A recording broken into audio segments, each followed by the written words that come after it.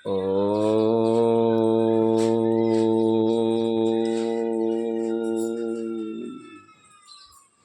ओम गुरुदेभ्यो नमो नमः।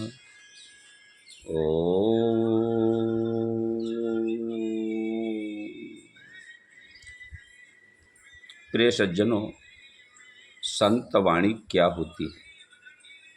संत वाणी अमूल्य। इस कथा के माध्यम से हम आप तक इस वीडियो को पहुंचा रहे हैं कि एक सेठ बहुत धनवान था और उसके 2 लड़के थे।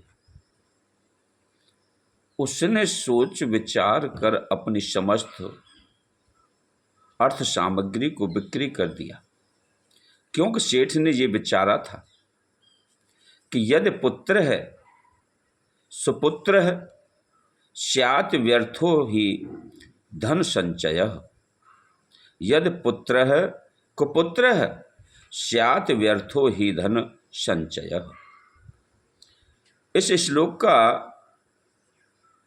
अर्थ ये है कि तमाम जायदाद बेच कर के 6 लाल खरीद लिए। मरते समय अपने दोनों लड़कों को 3-3 लाल बांट दिए गए। अब दोनों लड़कों के बीच में 3-3 लाल बांट दिए गए, तो बड़े लड़के ने तो 3 लालों से 3 काम कर लिए। एक से लाल से शादी की, दूसरे लाल से मकान बना लिया, तीसरे से दुकान बना ली, और छोटे भाई ने 3 लाल लेकर के और साथ में दंड कमंडल और कम्बल लेकर के चल पड़ा। चलते चलते एक महात्मा मिल गए, दंडवत प्रणाम किया उन्हें और बोला कि महाराज, मुझे 3 वाक्य ऐसे सुनाओ जो अनमोल हों, जिससे हमारा जीवन सफल हो जाए। उत्तर में संत जी ने कहा कि शब्द तो अनमोलक हैं, परंतु इन 3 वाक्यों की 3 लाख कीमत है। उस लड़के को बोला कि 1 से 2 भले। दूसरा कहा कि आसन को देखभाल करके सोना चाहिए। तीसरा शब्द कहा कि सबका भला करना। ऐसा कह करके 3 लाल ले लिए। वह लड़का वहाँ से चल पड़ा। कुछ दूरी पर एक कच्चे तालाब को देखा। वहाँ एक पीला तीतुर मिला, जिसको दादुर कहा जाता है। उसको साथ में ले लिया। वहाँ से कुछ दूरी पर एक पीपल का पेड़ मिला। उसकी छायाओं में वह जाकर के सो गया। वहाँ एक काला सर्प रहता था उसकी जड़ में। उस सोए हुए लड़के को काटने आया तो वह पीला तीतुर सर्प के साथ लड़ने लगा। खूब लड़ा, आपस में बहुत युद्ध हुआ। अंत में तीतुर ने उस लड़के की छाती पर एक छलांग मारी और उसे जगा दिया। और उसने उठ कर के देखा कि काला सर्प उसको मार डालना चाहता है, परंतु उस तीतुर ने जगा दिया। उसने उठकर के उस सर्प को मार दिया। तो दादुर की संगति से मेरा अनमोल जीवन बच गया और उस सर्प को तुरंत मार डाला। एक वचन तो सफल हो गया। फिर आगे चल पड़ा। वहाँ से कुछ दूर पर एक एकांत स्थान में जाकर के मकान बना हुआ था। उसमें एक डाकुओं का नेता रहा करता था और उसने बहुत धन लूट करके खजाना भर लिया रखा था। वहाँ पर एक यह नियम कर रखा था उसने कि एक कुएं के अंदर 2 आरा मशीन लगा रखी थी, जिससे जो भी व्यक्ति आए उस पर गिर जाए और कट करके उसका विध्वंस हो जाए। और उसके ऊपर उसे सुलाने के लिए कह देता था जो जहाँ अतिथि आता था, और वह उस पर सोता तो गिर करके मर जाता। और उसी स्थान पर उस लड़के को भी विश्राम दिया। जिस समय चारपाई में सोने लगा, तब संतों का वचन उसे याद आया कि संत जी ने यह बोला था कि आसन को देख करके सही तरीके से तब सोना चाहिए। इस वाक्य को सुनकर के उस वाक्य के अनुसार चारपाई को झाड़ा और बिस्तर को झाड़ा और देखा कि उसने यह स्थान तो बड़ा खतरनाक है, नीचे में गिर जाऊंगा तो मर जाऊंगा, इसके नीचे तो आरा लगा हुआ है।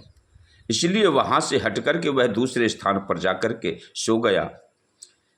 जब प्रातःकाल होते ही उस डाकू की लड़की ने देखा कि श्रीमान जी तो जीवित बैठे हैं और अपने पिता को जगा करके उनके पास जाकर बोली कि अतिथि तो जीवित बैठा है। वह डाकू हक्का बक्का रह गया और लड़की को बोला कि जो अपने नियम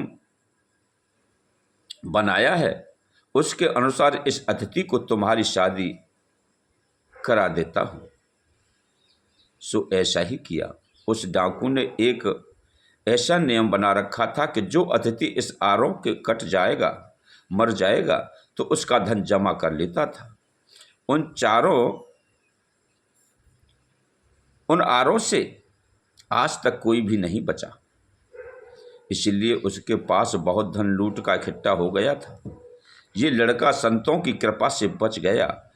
उसका एक यह भी नियम था कि जो कोई इस आरे से जीवित बच जाएगा, रह जाएगा, उसको मैं अपनी लड़की का विवाह कर दूंगा और जो समस्त धन है, बाग है, मकान है, उसे मैं उसी के लिए दान में दे दूंगा।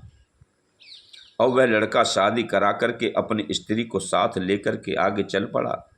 कुछ दूरी पर एक सर्प कांटे से दुखी था, उसके शरीर में कांटा लगा हुआ था।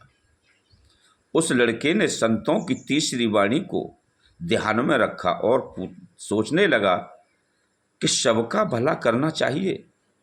इस आज्ञा को मन में करके उस सर्प का कांटा निकाल दिया और सर्प ने प्रसन्न होकर के उसे वह धन का खजाना बतला दिया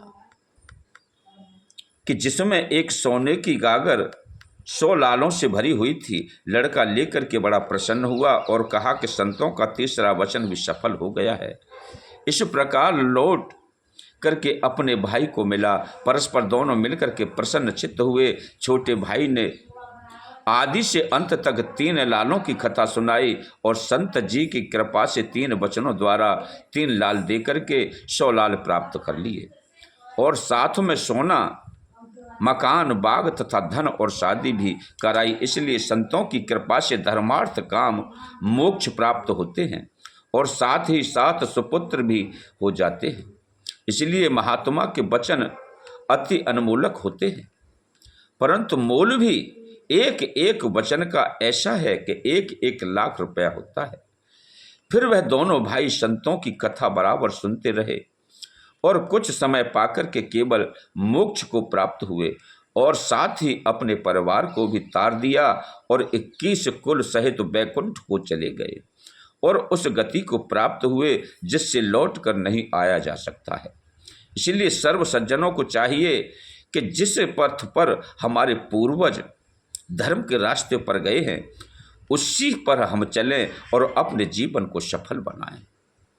मेरे प्रिय सज्जनों, इस प्रकार की अमृतमय ज्ञानवर्धक कथाएं हम आपको श्रवण कराते हैं। आप चैनल को सब्सक्राइब करें, वीडियो को लाइक करें, दूसरों को शेयर करें। ओम नमो नारायण, ओम नमो नारायण।